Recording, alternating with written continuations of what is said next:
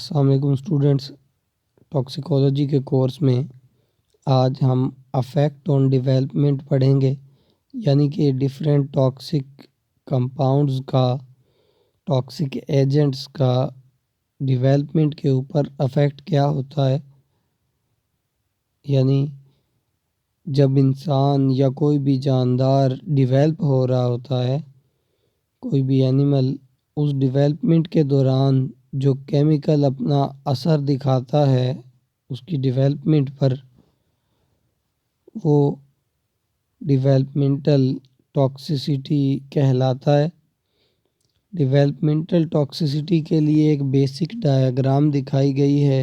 इसके अंदर आप देख रहे हैं वर्टिब्रेट्स में अक्सर ये सारा प्रोसेस होता है।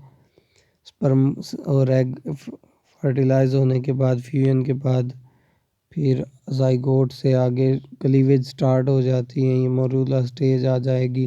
ब्लास्टूला स्टेज आने के बाद फिर आगे वो जर्म लेयर्स बन जाएंगी। Epiblast, hypoblast, ectoderm, endoderm, mesoderm ये बन जाएंगी। और फोल्डिंग्स वगैरह होने के बाद पूरा एक जानदार बन जाएगा। तो वर्टिब्रेट के अंदर ये तमाम चीज़ें समराइज़ करके दिखाई गई हैं।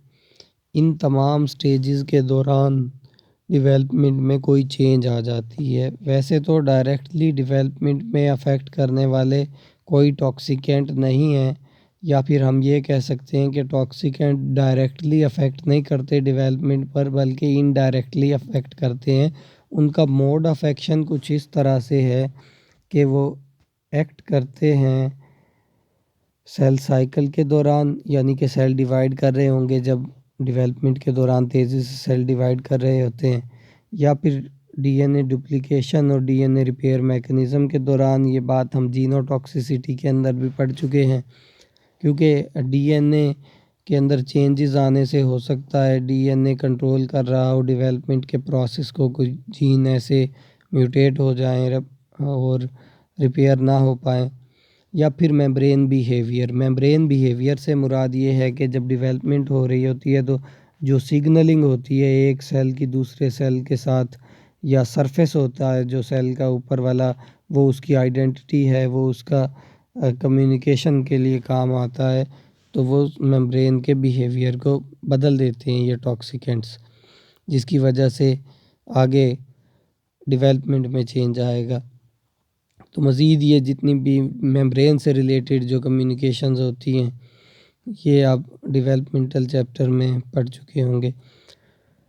टेरेटोजेनेसिस अक्सर डेवलपमेंटल बायोलॉजी के अंदर स्टडी की जाती है, लेकिन यहाँ पर एक अलग से टॉपिक है बुक के अंदर टेरेटोजेनेसिस के बारे में, जिसमें एबनॉर्मल ऑर्गन्स या ट्यूमर्स वगैरह या एबनॉर्मल स्ट्रक्चर्स बनते हैं बॉडी के अंदर नॉर्मल से हटके।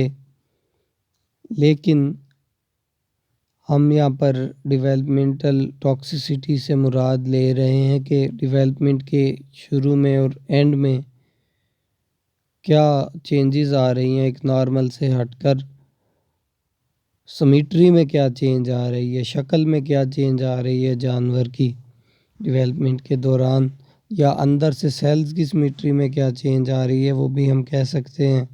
एग्जांपल है शेल्स ऑफ मोलस्कस, इनमें भी चेंज आता है डेवलपमेंट के दौरान।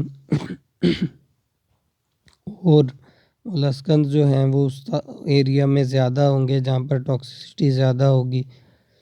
ये भी उनका एक रिस्पॉन्स है। तो अगर एम्ब्रियो टॉक्सिसिटी की बात करें तो एम्ब्रियो लेवल पर ज़्यादा टॉक्सिसिटी होती है, क्योंकि उस टाइम पर एक तो सेल ज़्यादा डिवाइड कर रहे होते हैं, डीएनए जब अनकॉन्डेंस होता है सेल डिवीजन के दौरान, और ट्रांसक्रिप्शन के लिए उस टाइम पर ट्रांसक्रिप्शन भी एडल्ट की निस्बत ज़्यादा हो रही होती है एम्ब्रियो स्टेज में। तो इस वजह से उस पर टॉक्सिकेंट बड़े आसानी से अटैक कर सकते हैं अनकॉन्डेंस फॉर्म में, और अनकॉन्डेंस फॉर्म में अटैक करने के बाद उससे कोई ना कोई रिज़ल्ट आएगा जो डेवलपमेंटल भी हो सकता है।